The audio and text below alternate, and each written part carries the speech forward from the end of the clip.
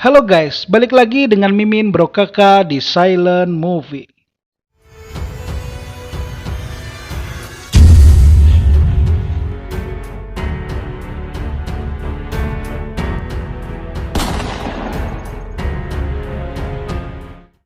Kali ini gue akan menceritakan sebuah film garapan Victor Salva. Dan film ini berjudul Jeepers Creepers yang dirilis pada tahun 2001 yang lalu. Sedikit cerita nih, film ini menceritakan sebuah kisah horor di mana ada kakak beradik yang sedang melakukan perjalanan pulang ke kampung halaman, melewati sebuah jalan di negara bagian yang tak sengaja bertemu makhluk jelmaan pemangsa organ tubuh manusia yang mengincar mereka. Bagaimanakah keseruannya?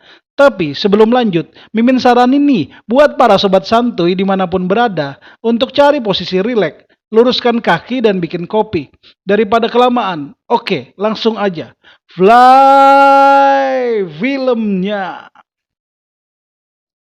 Di awal film, kita akan melihat sepasang kakak beradik yang bernama Trisa dan sang adik bernama Derry. Mereka sedang berkendara dengan sebuah mobil di jalanan yang sepi, sambil bercanda dengan melakukan tebak-tebakan plat nomor kendaraan yang mereka temui, yang mungkin untuk sekedar mengusir kebosanan saat di perjalanan. Tiba-tiba, datang sebuah truk tua yang mengerikan dari arah belakang mereka dengan kecepatan yang sangat tinggi, dan ingin menabrak bagian belakang mobil yang mereka tumpangi, yang membuat kakak beradik itu emosi sekaligus panik. Namun setelah sedikit kejar-kejaran, truk tua itu pergi menyalip mobil mereka, dan mereka pun memaki-maki mobil tersebut dengan mengatakan mobil itu pasti mobil pecundang atau mobil itu adalah mobil pembunuh berantai. Sejenak Trisa terdiam dan ia teringat cerita beberapa tahun yang lalu di mana teman mereka yang bernama Kenny dan Darla yang juga tewas di jalan raya yang sedang mereka lalui. Dan hanya mobilnya yang ditemukan, sedangkan jasad mereka hilang entah kemana, yang membuatnya menjadi cemas.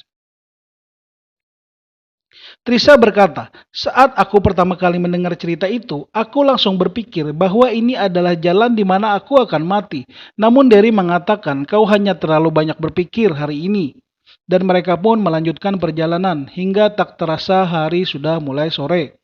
Tiba-tiba, mereka melihat sebuah gereja tua, di mana truk tua yang mengerikan itu juga berada di sana. Kemudian mereka melihat seseorang pria berbadan besar sedang membuang sesuatu bungkusan ke dalam sebuah lubang di saluran di depan gereja tersebut, yang terlihat sangat mencurigakan. Dan saat mereka lewat, pria besar itu menyadari bahwa mereka sedang memperhatikan apa yang ia lakukan. Ia pun langsung menatap tajam. Dan hal itu pun bertanda bahwa ia marah karena mereka sudah melihat apa yang ia lakukan di lubang tersebut. Hal itu pun membuat mereka berdua menjadi panik. Dan Derry pun menyuruh Trisa untuk mengambil telepon genggam yang ada di tasnya dan menyuruhnya untuk menghubungi polisi. Namun saat akan digunakan, telepon itu tidak berfungsi karena lowbat. Alhasil, truk tua itu kembali mengejar mereka dengan kecepatan tinggi. Dan ia pun langsung menabrakkan truk tersebut ke mobil mereka secara berulang-ulang sampai akhirnya mobil yang mereka kendarai oleng ke sebelah kiri dan menabrak pagar pembatas jalan hingga mobil mereka berhenti di sebuah semak-semak. Setelah sedikit memperbaiki bagian belakang mobil Trisa, Derry penasaran dan ingin kembali ke gereja tua itu. Namun Trisa melarangnya dan menyuruhnya untuk melanjutkan perjalanan saja. Tapi Derry berkata bahwa siapa tahu di sana ada seorang yang sedang membutuhkan pertolongan karena mereka curiga kantong yang dibuang pria misterius itu seperti mayat yang dibungkus dengan spray dan ada bercak darahnya. Dan mereka pun akhirnya kembali walaupun ada sedikit perdebatan.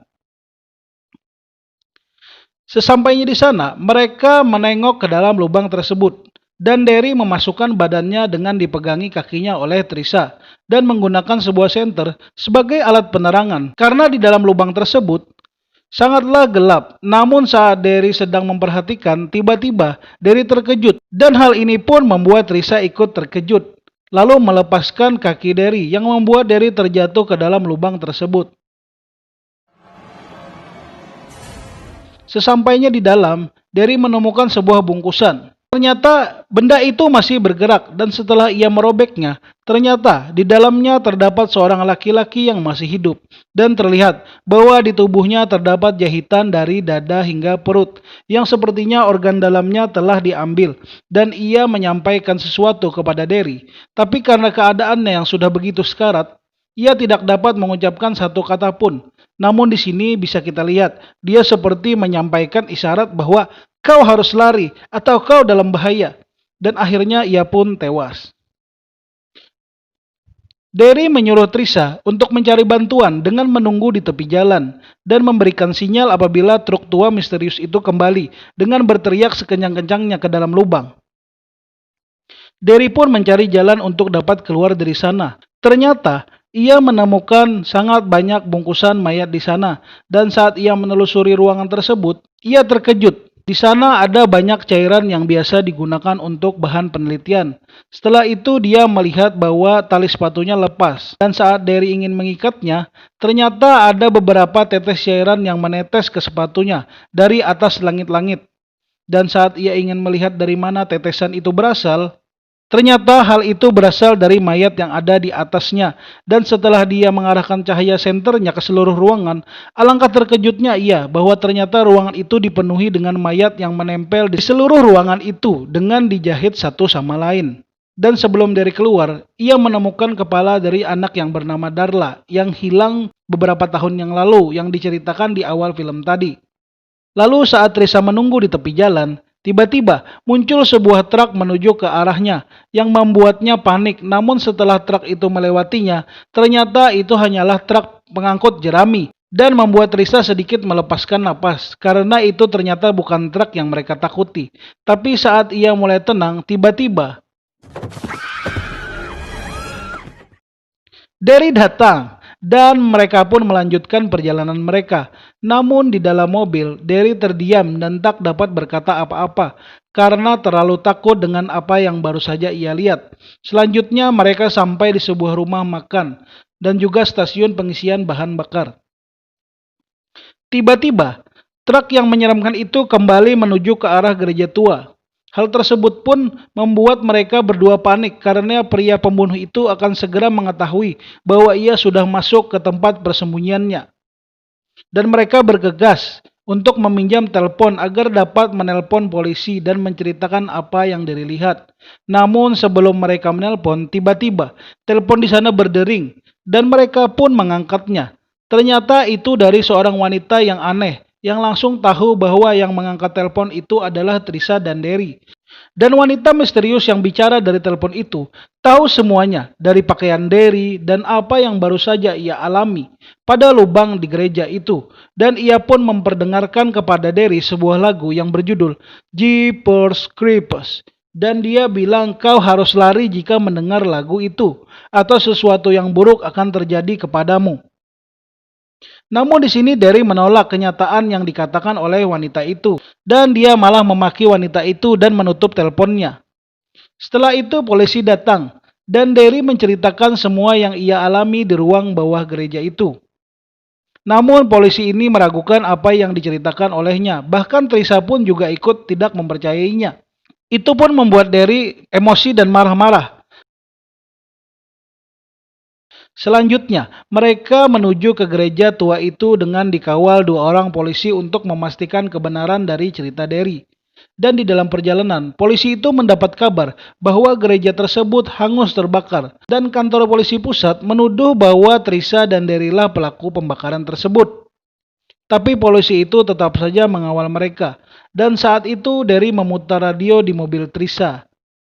Dan saat mengganti-ganti salurannya, ternyata mereka mendengar lagu Jeepers Creepers yang memberi tanda bahwa sesuatu yang buruk akan terjadi. Dan benar saja, setelah itu kedua polisi itu tewas. Dengan kondisi kepala polisi pria itu terpenggal dan dilempar ke mobil yang dikendarai Trisha yang membuat mereka pun terkejut hingga menyebabkan mobil mereka oleng dan berputar. Setelah itu, pria pembunuh misterius itu keluar dari dalam mobil polisi dan mengambil potongan kepala pak polisi itu dengan santai. Ia langsung memakan lidahnya dengan begitu nikmat. Kemudian mereka pun lari ketakutan. Dan saat mereka hendak kabur, mereka dihalau oleh makhluk misterius itu. Dan Trisa pun mencoba untuk menabraknya, namun beberapa kali mencoba, ia gagal karena makhluk ini sangat gesit dan cepat. Namun setelah itu, ia berhasil menabraknya, serta melindasnya beberapa kali sampai kaki dan tangannya hancur. Dan mereka pun pergi meninggalkannya ke kantor polisi. Namun kita sama-sama tahu, apakah pembunuh di film dapat langsung dikalahkan? Ya kalian tahu sendiri, kalau dia berhasil dikalahkan hanya dengan dilindas, maka film pun akan selesai dan akan sulit untuk membuat sequel selanjutnya. Hehehehe, canda-bercanda. Sesampainya mereka di kantor, mereka menghubungi orang tua mereka dan mengatakan mereka baik-baik saja. Tiba-tiba mereka didatangi oleh seorang wanita yang bernama Zazel atau dipanggil Jess, yang ternyata adalah wanita yang di awal tadi menelpon dan mengetahui semua yang terjadi. Di sini terlihat Jess diusir oleh polisi karena dia dianggap sebagai orang gila di daerahnya. Padahal dia adalah seorang peramal yang sering bermimpi tentang penglihatan suatu peristiwa yang akan datang. Dan ia menjelaskan bahwa makhluk itu adalah creepers, jelmaan iblis yang lapar. Dan dia selalu mencari makan setiap hari ke-23 di musim semi. Dan itu berlangsung selama 23 hari. Dan ia memangsa organ tubuh manusia namun hanya bagian tertentu dari orang tertentu. Dan apa yang ia makan, maka menyatu menjadi bagian dari dirinya. Dan saat mereka masih berbincang, tiba-tiba lampu di kantor polisi itu pun padam. Dan Jess langsung mengetahui bahwa Creepers telah datang. Dan dia ingin membawa kakak beradik itu keluar dari kantor polisi untuk kabur. Karena polisi takut tahanan yang ada di sana melarikan diri saat lampu padam, maka salah seorang polisi memeriksanya. Namun di sini terlihat keadaan di dalam sel baik-baik saja. Sampai ia pun di sel yang terakhir. Ia terkejut melihat sebuah sosok yang mengerikan sedang memangsa kaki, tangan, dan bagian tubuh yang lain salah seorang narapidana. Ini menunjukkan bahwa organ yang ia makan adalah untuk menyembuhkan lukanya saat dia dilindas oleh Trisa dan Derry tadi. Dan polisi pun berkumpul untuk dapat menangkapnya. Namun karena Creeper sangat tangkas, maka naasnya salah seorang anggota polisi kembali menjadi korban dengan kondisi dada yang berlubang. Karena Creeper telah mengambil jantungnya. Scene kembali di mana Derry yang masih mencari jalan keluar. Namun, semua akses untuk keluar ternyata sudah tertutup. Dan tiba-tiba, Creepers muncul dan mendatanginya. Jess pun menyuruh Trisa dan Derry untuk lari ke lantai atas. Jess langsung berdoa membaca mantra-mantra agar dapat mengusir Creepers. Setelah sampai di atas, ternyata mereka juga mendapati jalan buntu. Setelah itu, Creepers pun menghancurkan pintu dan langsung mencekik Derry dan Trisa. Namun ia pun langsung menghempaskan Trisa dan hanya menyekap Derry yang telah menjadi incarannya sejak awal. Kemudian muncullah para polisi dengan menodongkan senjata ke Creepers. Dan itu membuatnya marah dan menyeringai.